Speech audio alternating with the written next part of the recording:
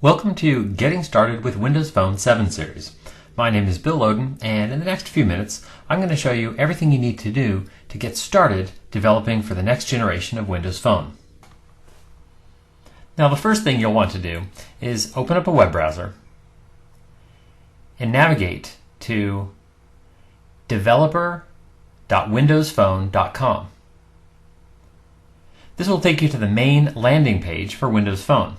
Now, notice that here you'll find a link to download the tools today. So of course we'll want to click on that. And here is a Getting Started guide, and one of those options is to download the developer tools. So clicking on this takes us to the primary download page. Now this is the Windows Phone Developer Tools CTP, or Community Technology Preview. You will need Windows 7 or Windows Vista in order to run this software. And a complete list of system requirements is shown here.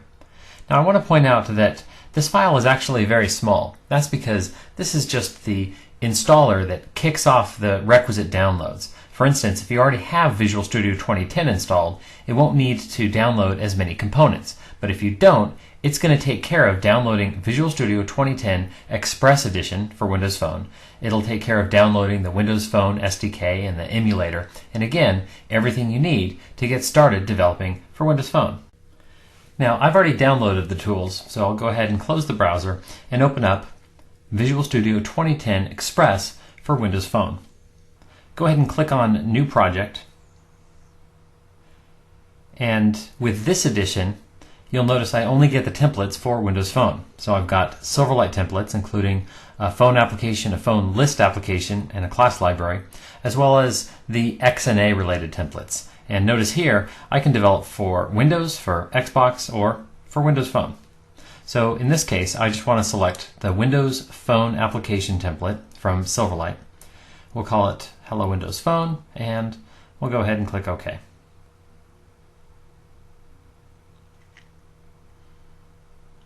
So now Visual Studio 2010 is building out the project for me.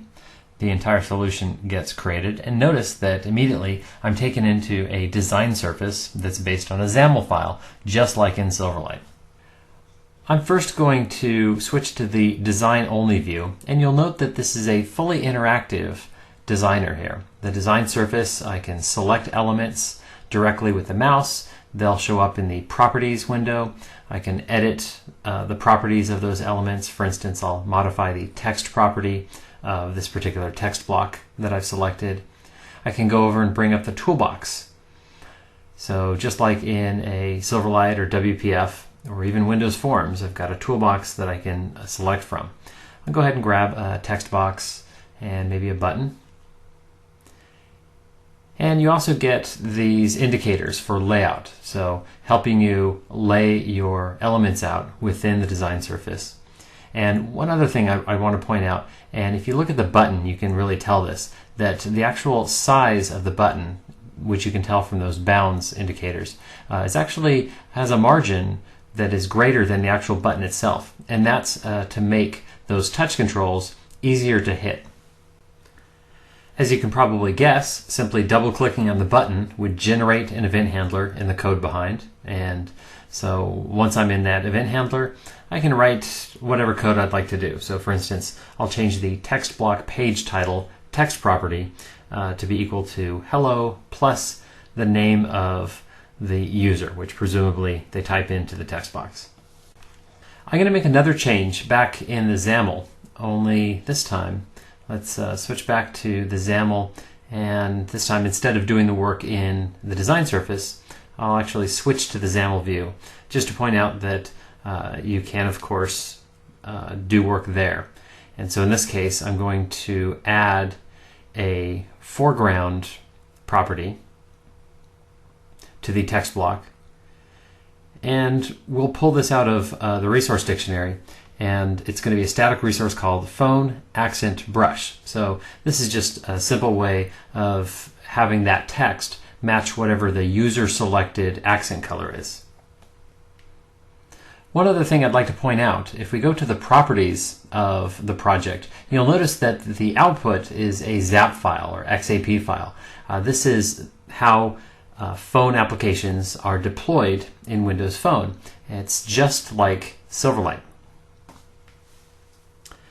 Let's see where we are. We'll go ahead and start debugging, or you can hit F5 if you like. Now this process, the first time you do it, is actually going to take some time, so I wouldn't be surprised if the Windows Phone emulator takes a few minutes to get started. Now I've accelerated this a bit for the demo, and so you'll notice that after a few moments the application is deployed to the configured phone, and there's my app running in the emulator. Now notice that if I click in the text box, the keyboard, the on-screen keyboard, appears, and I can interact with it either by using the on-screen keyboard or by using my physical keyboard. The point is that I didn't have to do anything in order for that keyboard to appear. I just had to create a text box. And notice that this is probably not what I wanted. I changed the application title, but not my Hello World message. So we'll need to fix that. Now, you might be tempted to just go and close the emulator. Like if you were developing an ASP.NET application, you would close the browser. But in this case, that's not what we want to do, because it's going to force the emulator to shut down, and then we have to wait for it to come back up again the next time we make a change. So instead, just click Stop Debugging, and that way the emulator stays running and we can still deploy to it later, but we don't have to pay that penalty of having the emulator state get all brought up from scratch. So let's fix that error. I didn't want text block page title, as it turns out. What we really wanted to say is text block list title, because that's the control that has the hello message that we want to modify. So we'll go ahead and fix that. And while we're here, let's go ahead and add a breakpoint, just to show you how debugging on Windows Phone is just like you'd expect from everything else that you're familiar with from Visual Studio. Now notice that the emulator actually comes up a lot faster, because in this case I only need to deploy. I don't need to worry about bringing up the emulator state. So this time around I'm just going to use the physical keyboard as opposed to the on-screen keyboard from the emulator. Quickly type in a name and click the button, and just like you'd expect, we're going to hit that breakpoint. And once we're in the debugger, we get our tooltips, we get the locals window, the immediate window, we can create watches, we can create conditional breakpoints, everything that you'd expect. We can step through code, step over code, in this case resume, and you can see that the application now works as we'd expect it to behave, and you've now seen the basic development experience in Windows Phone 7 series. Now here's a few links just to get you started. Again, developer.windowsphone.com should probably be your first stop to go get those tools. There's lots of documentation available already, and of course keep an eye on the blogs to keep an eye on what's coming and what's released. Thank you for taking your time and for taking this first step towards Windows Phone 7 series development.